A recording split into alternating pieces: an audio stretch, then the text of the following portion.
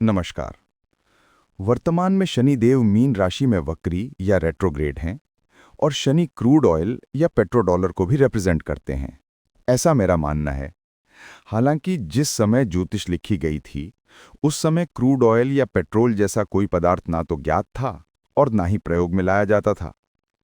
शनि लगभग नवंबर 2025 तक मीन राशि में वक्री रहेंगे, फिर दिसंबर से सीधी चाल पकड़कर मीन राशि में ही आगे बढ़ने लगेंगे और इसी तरह आगे बढ़ते हुए वे अपनी नीच की राशि या कमजोर राशि मेष में 2029 तक रहेंगे। शनिदेव की इस चाल के चलते ऐसा प्रतीत होता है कि बहुत संभव है कि इस दौरान 2029 तक तेल की कीमतों में भारी उठापटक देखी जा सकती है और इस कारण डॉलर के मुकाबले विश्व की अन्य मुद्राएं काफी मजबूत स्थिति में जाती दिख सकती हैं। डॉलर आज केवल एक करेंसी ही नहीं है, बल्कि 21वीं सदी का एक ऐसा आर्थिक हथियार भी बन चुका है जो डेवलपिंग और अंडर डेवलप्ड देशों को अपनी शर्तों पर कठपुतली की तरह नचाने की क्षमता रखता है। तो चलिए इसी डॉलर के भविष्य पर थोड़ी और बात कर लेते हैं। शनिदेव की मीन और मेष राशि में होने वाली मूवमेंट से लगता है कि 29 मध्य तक डॉलर में 26 से 32% तक की गिरावट देखी जा सकती है। ये गिरावट विश्व भर में होने वाले विभिन्न प्रकार के युद्धों, दूसरी करेंसियों के मजबूत होने या प्राकृतिक आपदाओं के कारण भी संभव हो सकती है, या इसका कारण पूर्वी और पश्चिमी देशों के बीच बढ़ते टकराव के कारण पूर्वी देशों के द्वारा डॉलर का विकल्प तलाशना भी हो सकता है।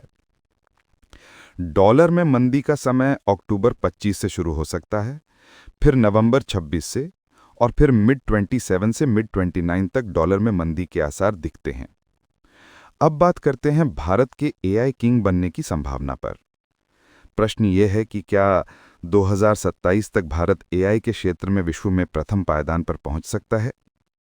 ज्योतिष तो मुझे ऐसे ही संकेत दे रही है और पूरी संभावना दिख रही है कि भारत वर्तमान के एआई किंग्स जैसे कि ग्रॉक, चैट जीपीटी, गूगल का जेमिनी या चाइनीज डीप सीक आदि एआई टूल्स को 2 वर्ष के भीतर काफी पीछे छोड़ सकता है, क्योंकि ग्रहों की चाल ने भारत को इस समय ज्ञान मार्ग पर उतार दिया है और ज्ञान के आगे निकलना आसान नहीं होता है।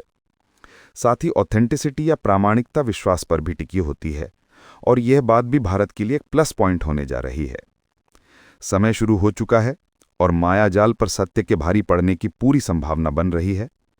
भारतीय नेतृत्व और भारतीय उत्पादों पर विश्व का बढ़ता भरोसा ऐसे संकेत दे रहे हैं कि डॉलर के मुकाबले रुपए का गिरता हुआ ग्राफ अब जल्द ही पहले स्थिर और फिर धीरे धीरे पलट सकता है। ऐसी संभावना भी दिख रही है कि 2027 तक रुपया डॉलर के मुकाबले 72 से 78 रुपए तक के स्तर पर आ सकता है।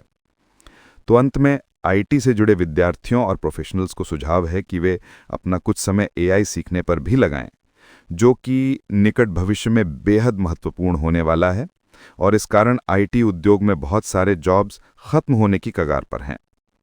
और डॉलर में डील करने वालों को सुझाव है कि वो डॉलर की चाल पर पूरी नज़र रखें।